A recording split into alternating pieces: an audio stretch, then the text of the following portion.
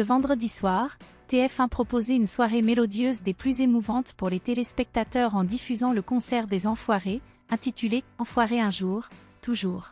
Cette célébration musicale est un rendez-vous incontournable pour les admirateurs de la variété française et internationale.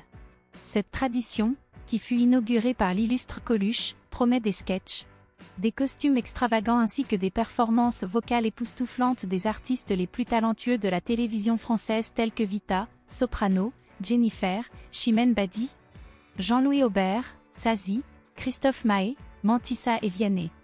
L'événement s'annonce d'une rare intensité émotionnelle et ne manquera pas de faire vibrer les spectateurs de tout horizon.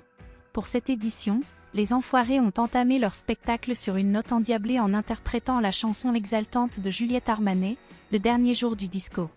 Le concert, qui a été capté en janvier dernier à la Altony Garnier de Lyon, est marqué par le retour du public après 2 ans de représentation à huis clos en raison de la pandémie de Covid-19. Comme à l'accoutumée, les bénéfices de cet événement musical caritatif seront reversés au Restos du Cœur.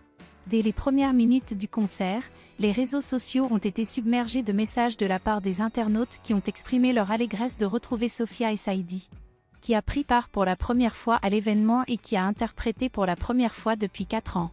D'autres figures de proue de la troupe ont également été présentes, à l'instar de Patrick Bruel et Mimi Mati.